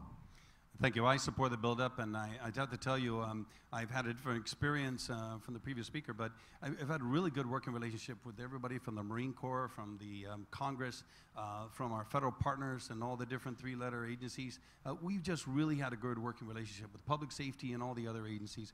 And military buildup and the treatment of our military members, you all know, we have the highest enlistment rate in the island of Guam than probably any other jurisdiction per capita, and they serve my kids, and I'm sure Senator Frank as well. We all understand, you know, what it is to be part of the military apparatus, and we welcome them. We have good conversations with them, whether it be the Air Guard or the Army Guard. We have members of our families that are working with them, and we have these great interactions. We talk to each other. How can we make it better? And they're really doing the same thing. They talk to us all the time. Governor Calvo, I've met with a slew of any number of stars on people's shoulders, and colonels and majors and public affairs office, morale, welfare, and recreation professionals, people who do with PIO. It's really about having a conversation. You know, the Chamber of Commerce is exceptional at this. They put together a white paper, go to Washington, D.C., as we do as well, and we talk to our stakeholders there. Jay Rojas was our representative there, and of course we've got Ms. Metcalf now. But it's really about engaging and talking and seeing how we can be a partner. You know, is there infrastructure issues? Absolutely. Do we need money? Sure. Does the people of Guam have a fair expectation that they're going to be culturally sensitive, that they understand the climate and the history of Guam, making sure they recognize certain icons and geographic areas? Of course, this is an education process. So reaching out to them, having a conversation, understanding what their needs are and what the government's role is, and making sure that we accommodate and that we make as much things happen as quickly, because it benefits our island, our jobs, and our economy, and our infrastructure. So this is Masi. Maraming salamat po. Thank you. Thank you, Mr. Tenorio. Mr. Ugun. Thank you very much, Ramon. I believe that having served in uniform alongside some very honorable men and women certainly bodes in terms of my consistency in supporting and understanding exactly why the military exists and what we do nationwide as well as worldwide. I support the military buildup. In this particular case, what will I do as governor of Guam to be able to assist in this process? I would look at the processes that are presently in place, and we need to streamline government operations. That is key and critical in terms of ensuring that any businesses that come in, that they're able to acquire their permit and their business license or any other licenses within a reasonable time frame. We also need to take a look at encouraging many of these jobs that are coming in, permanent jobs such as civil service job, employment opportunities, that they go to our people here, our Guam residents. We need to give our people that opportunity to be able to be gainfully employed through that process. Also, we need to push and encourage more of our local businesses to participate and to acquire and to successfully bid for these contracts. We recently heard about 5 different Guam businesses participating in a $250 million contract. That's excellent for our local businesses here. We need to encourage more of that participation by our local businesses so that we can keep the revenues here. These businesses can provide jobs for our own people. Also, we have a responsibility though. And our responsibility is to ensure that we protect our environment, that we follow the federal regulations, rules, federal laws, rules and regulations as it applies to protecting our environment, and also looking at protecting our historical artifacts. In addition to that, we also have a responsibility to ensure that our water aquifers are protected even further. So these are the things that we have to do, not only streamline and be more facilitative in terms of business opportunities and businesses coming to Guam, but we also need to ensure that the laws are being followed to protect our environment for today's generations and future generations, and also to protect the water aquifer and our historical artifacts. Thank you. Thank you, Mr. Ugun. Ms. Leon Guerrero. Don't put it in so hard. Just I sometimes forget when you say Miss Leon Guerrero because you always call me Auntie Lou. It's throwing me off too. What are you going to do to implement, what will you implement to support the marine relocation on Guam? I will implement our Team 1 military buildup commission again to also provide public sector input, private sector. It's a commission that would make sure that we communicate very closely with the military and continue that line of communication so we can always have up-to-date information. I will support military buildup, but it has to be reasonable military buildup. It cannot be just come in and do whatever you want to our people, to our island, to our land, to our waters, to our air. I support a collaborative kind of working relationship with the military. So we are assured that job creations are there and that they're there for the civilian people also. We are assured that when due to military projects, outside businesses come in, that they're licensed and they're taxed. I want to be assured that we feel safe in our community. I want to make sure that our culture is protected. I want to make sure our environment is protected. I want to make sure that our people have the great advantage as a result of military buildup. I want to make sure that businesses are made to have a level playing field so that they can take advantage of projects and possible opportunities as a result of the military buildup. I want the military to be guests in our home, and when we have guests in our home, we also will be hospitable to our guests. So we have to work in a very symbiotic, very peaceful, very harmonious kind of relationship for the military buildup. Mr. Rodriguez, last pass on you. Ray, can you repeat the question? What will you do to, and what actions will you implement to support the marine relocation on Guam? Great. Jesus Masi for that question. As governor of Guam, and we're so far into this military buildup, number one, I support the military buildup. But I'm gonna follow through on what Guam's commitment and what the military's commitment was when my good friend Rory Respicia was senator, the one Guam approach. We need to ensure, as governor of Guam, we need to ensure that is followed. As governor of Guam, I'm going to be your biggest voice, your biggest advocate as the private sector, the business community, but also be the biggest advocate and biggest voice for our people in the community to ensure that our lands, our sacred lands are protected, and that this buildup is done in a right way so that there's no deviation from whatever process and plans that have been put before us. There was so many SEIS meetings and community forums that our people voiced their concerns, and based on that, that's how this progress, how the process has been moving forward. So I want to ensure that that is followed. I'm going to ensure that my running mate, Colonel Dave Cruz, is in the forefront in ensuring that when we talk to the military, that we ensure that the people of Guam are represented and our voices are heard. His status as a retired colonel in the U.S. Air Force, full bird colonel, not lieutenant colonel, is going to be a big asset for us. So, Sejus Masi. Thanks very much. So a little bit of a preamble on this question. I'll read that once and then give the question as many times as you need it. One of the hindrances with government contracting is procurement. From the poor packaging of RFPs, questionable awards, to the lengthy process with addressing protests. These not only question the credibility of the process, but prevent many entities from even wanting to submit a proposal. This is the question part, and we'll begin with Mr. Tenorio. What would you do in your capacity as governor to address the procurement process to make it more efficient and balanced?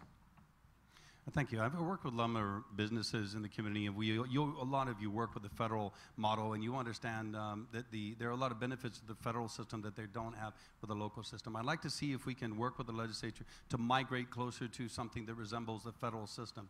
When I first became lieutenant governor, we were in the process of ordering about 5 fire engines, and they're very expensive. There was a procurement protest, and it lasted like 2 years. At the end of that process, we had lost 2 because of the increase in the cost and a number of other factors. We ultimately had to put more money in just to get the 4th one. But we lost 2 fire trucks as a result of procurement protest. And I think it's important also for us to look at the forensics. What happens in the procurement process, not just who made the mistake, but can they be retrained not to do it again? Or if it's a process improvement issue, to make that process better.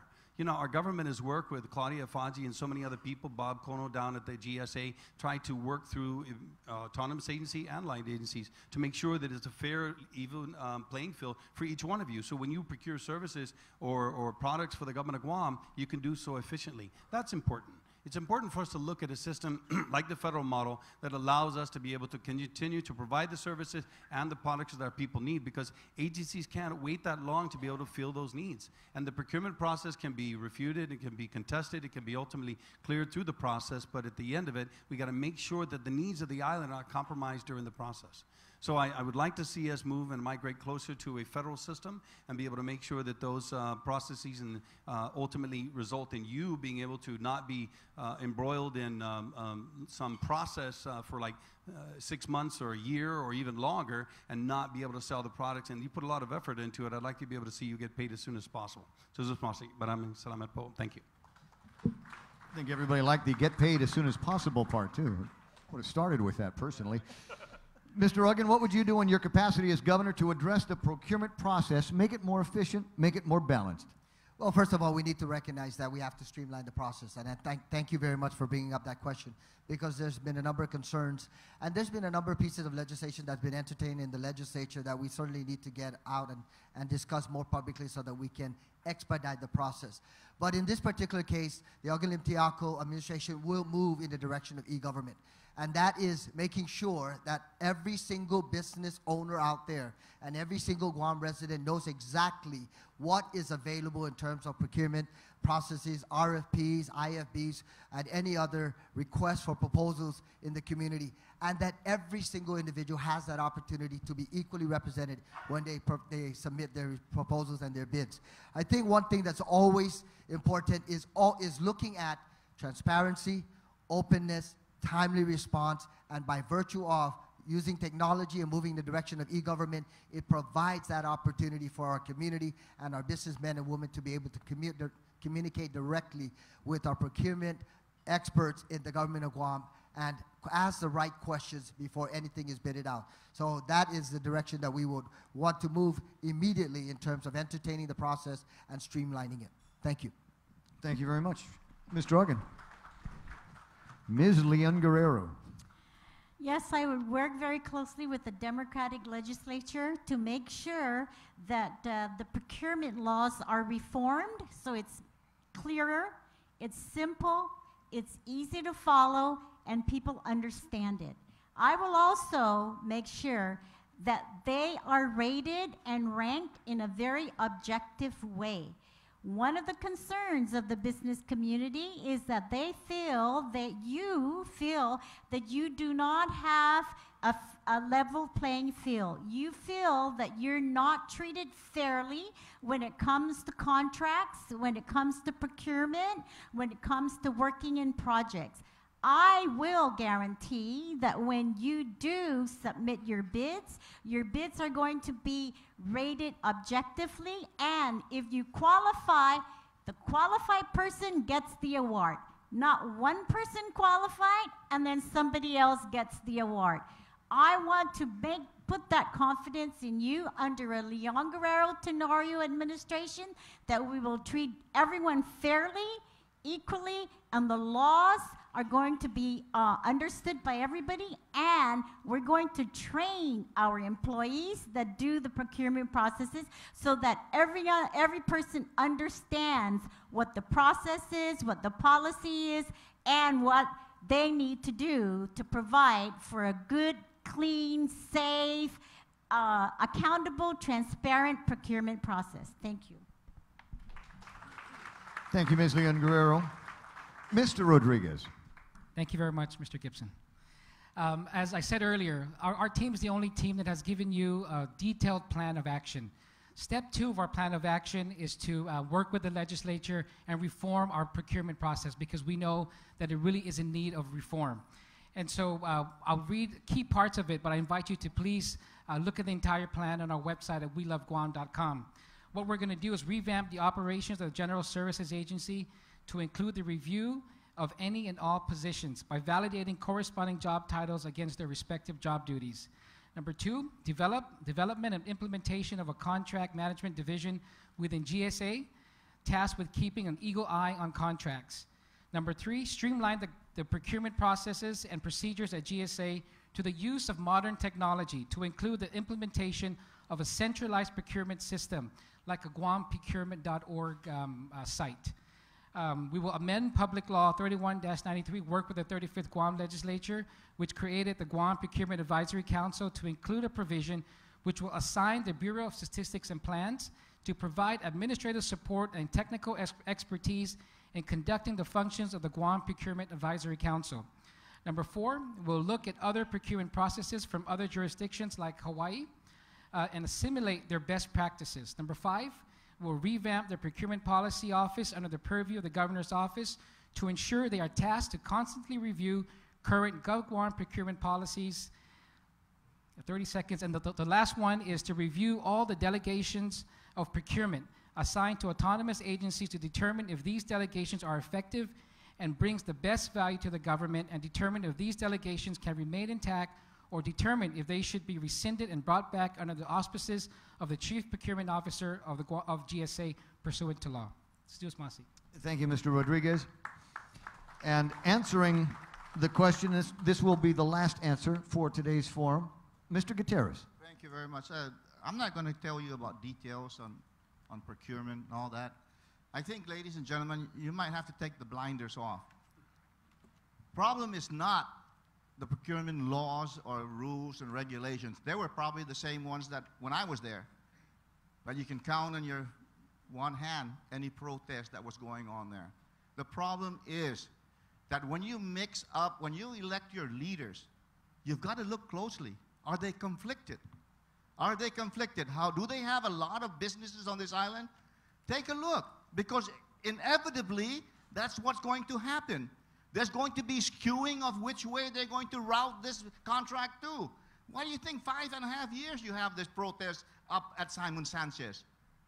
It's not just because there was a flaw in the procurement. It was trying to be rewritten for some other ways to get the job to some other people. That's where the problem lies. So I'm saying to you, take a look at who you're going to elect for your governor. Someone that's already conflicted because they have a major business. Because sometimes it's not the procurement law that's at fault. Sometimes they pass legislation. Like, for example, when I was floating a $115 million bond in New York, they passed the legislation of the legislature that says that when we get that money, it can only go into one bank. That's law. So, ladies and gentlemen, get to the bigger picture. Do you want people in there that are conflicted? Because you're going to get the same thing, no matter how nice the details are here, and they're going to get good procurement guys. It's going to be the same thing if you're trying to jump over and find the loopholes. Get somebody that's not conflicted. People that you put in there inevitably are going to find a way around the procurement process.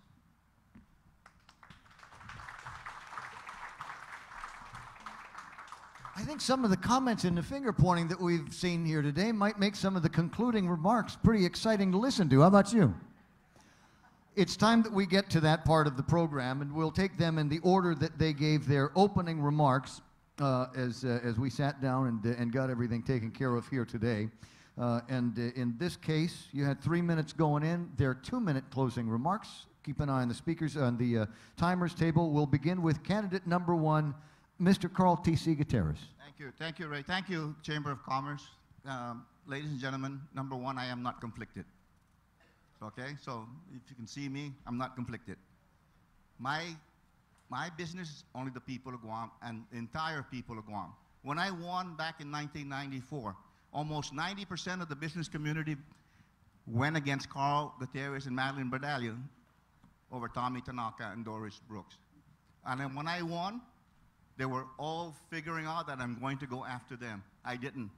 I did in a certain way, but for positive reasons. I brought them all in and made them part of my administration. All those businessmen, the MBAs, the chief executive officers of hotels and airlines, they were in there, helping me forge and extricating ourselves from the problems that we were facing at that time. We're facing worse now. So I'm saying to you, I'm going to replicate that system that we did back then. Don't look at me as a Republican or a Democrat, because a lot of these people are, you know, your own colleagues that you put in there, Phil, they're rhinos. They're Republican in name only. They're the ones that are passing all these taxes that they're going to raise. And if you look at me, I'm probably the most conservative one up here. So you can call me a Democrat in name only, because I am very conservative and I work with the business community. I was a businessman, and I will tell you, ladies and gentlemen, that I am not conflicted. Take a good look, because you're going to get the same thing. You're going to get the same thing no matter what, because they just get caught up in that situation. You get caught up in it. Whether you like it or not, that's what's going to happen.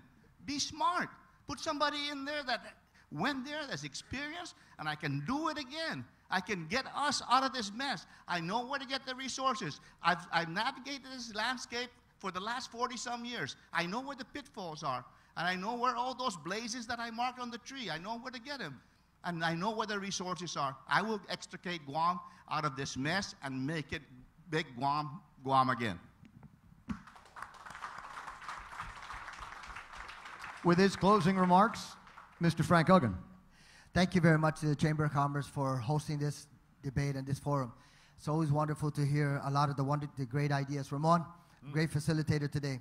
We've heard a lot of good ideas today, but ideas mean nothing without action. And action combined with integrity and open lines of communication with our business community is Team Uggan's commitment to each and every one of you. Alicia and I know that this is just the beginning, and that the hardest part is ahead. And we're committed to working with you. After all, government should be run similar to a successful business operation. And you are the subject matter experts when it comes to running a business. We need your expertise and ideas to build a better tax code for Guam. We need your partnership to build the policies that will strengthen the economy. We want your voice and your ideas to be the center of a plan to stimulate growth and success of business on Guam.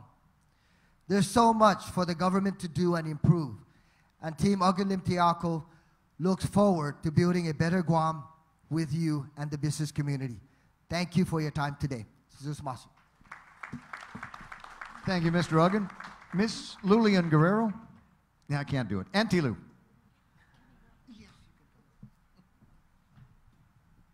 Thank you, Ray. Thank you very much for this opportunity to be here and answer questions. This election, the questions to ask ourselves are these. Who do I trust to manage the financial crisis we are in? Who do I trust to collect taxes fairly so that everyone shares the burden and not just a few? Who do I trust to cut government spending? Who do I trust to get GMH back on track with its accreditation? Who do I trust to make education a real priority and not just a campaign slogan? Who do I trust to keep my family safe? I have never been convicted. I have never been accused of corruption. I am honest and I am straightforward. If you want real reform, real change, real solutions, then I ask you to vote for me. As governor, I will work every day to be worthy of your trust. I will focus on partnerships, not politics. I will not forget that the people of Guam are my boss, and I will not rest until the people's work is done. We need to take Guam back, and we need to take Guam back from politicians who have failed. Under their watch, taxes have gone up, public debt has doubled, public trust in our government has gone down, and GMH has lost its accreditation. They had their chance.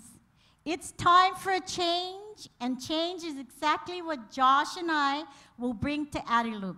Many people have asked me, why am I running for governor? It's very simple. I love my home and I love Guam. I know that many of you in this room love Guam too. You built a business here. this is your home and this is where you want to be. This is where I want to be, and I want to make Guam the best that it can, and I can do it. Thank you.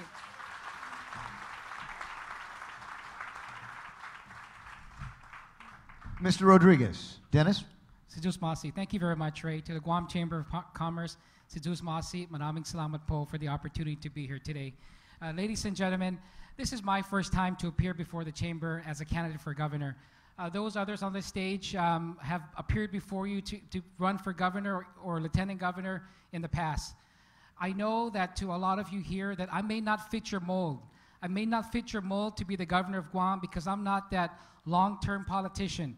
I'm not that seasoned politician that people have thought about how they see a governor of Guam. But ladies and gentlemen, my family and I, perhaps, again, on this stage, has the most to lose in this election. If things don't go well for me, I don't have a retirement pension waiting for me. I don't have a business. I'm not connected to any business. My wife runs a very small business. That's where I'm going to have to go or go out and seek for a job. But I've put everything on the line, ladies and gentlemen. I had an option to go back and run for senator in the 35th Guam legislature. And I'm not going to be proud and boast, but I probably could get reelected because there's a lot of vacancies. But ladies and gentlemen, I put everything on the line because this is my home.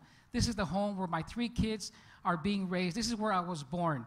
I know how it is to struggle. My parents came to Guam over about 50 years ago, migrated from the Philippines, started a family here. You in the business community, that's how you guys started as well. Ladies and gentlemen, even though I may not fit your mold, you are business people. You always go out and look for new opportunities to better your business, to better your livelihoods. I'm asking you, please give me a chance. Give me that opportunity to serve you as your governor, and Colonel Dave Cruz as your lieutenant governor. We won't let you down. We have a clear, concise plan of action that we offer you.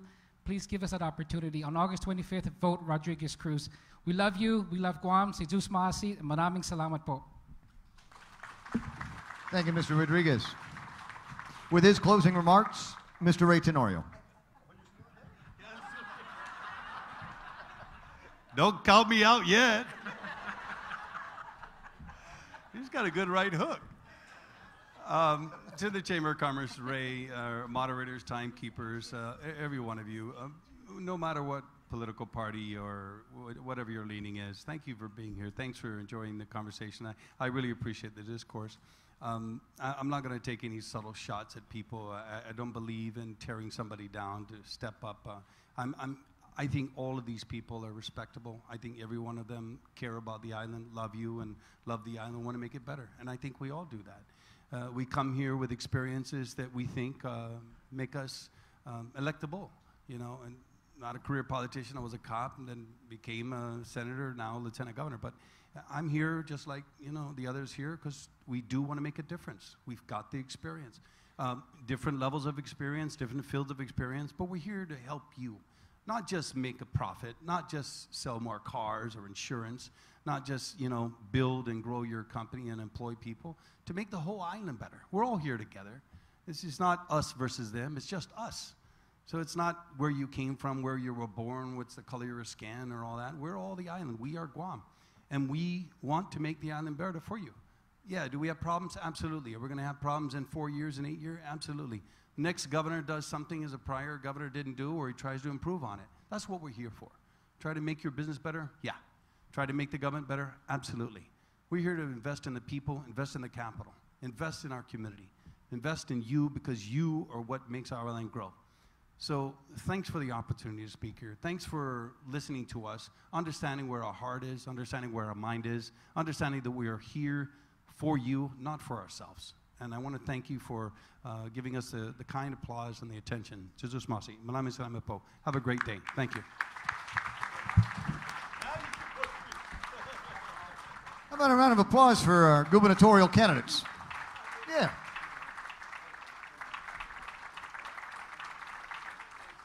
Good job. Good job. And give yourselves a round of applause. I know there was a long time. We started early, but we got an on-time finish. Thank you very much to the Guam Chamber of Commerce for allowing me the opportunity to moderate this, and I look forward to moderating the one that comes after the primary election. I'll see you all in the general. Now, just a couple of notes before you go. I want to say thank you very much to the hundreds and hundreds of people that were watching online on Facebook Live. Those of you that are handling candidates, I'd go and watch the video on demand as soon as it's available and see what the comments were. I think some of that will help put together the thoughts for the next 30 days between here and the primary. So on behalf of the Guam Chamber of Commerce, my name is Ray Gibson from 93.3 The Point. Bob Klitsky will be on this afternoon at 4 o'clock to debrief everyone on what he thought of today's forum for everyone involved. And our hosts at the Guam Hilton Resort and Spa, thanks very much for coming. Drive carefully and good night. Yeah, you can clap again, it's all right.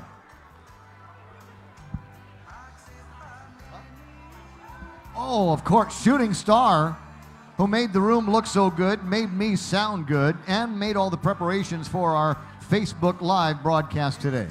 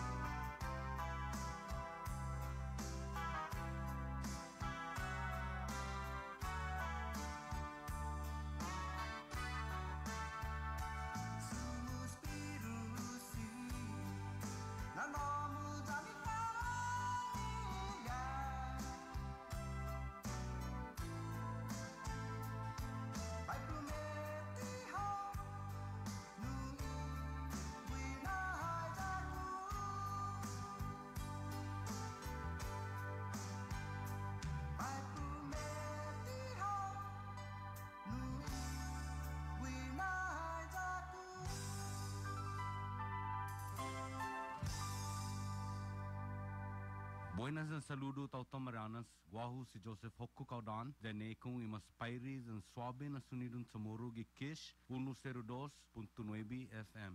Biba Linguahin Samoro.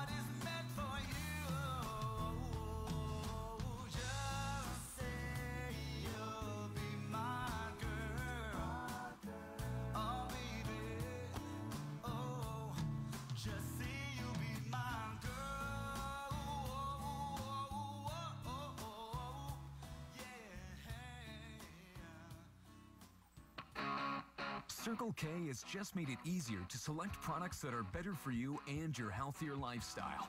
When looking for items that are low carb, low sodium, low calories, low sugar, high in antioxidants, or high in protein, just look for the easy to spot better for you labels so you can find these items at a glance. Come by and see for yourself. It has never been more convenient to fill up on anything and everything that are better for you. Circle K. Take it easy. We have some really great home loan programs, but did you know we have great business loans too? Every day we're working with companies to purchase equipment, to buy or build properties, or make tenant improvements. We offer letters of credit, working capital, and term loans, and we make all of our credit decisions here. Commercial loans, commercial banking from Bank Pacific. Bank Pacific, where others put branches, we place roots. Equal housing lender, member FDIC. Viva Bank Pacific. Buenas and Hoffa. You're listening to KISH, KISH 102.9 FM.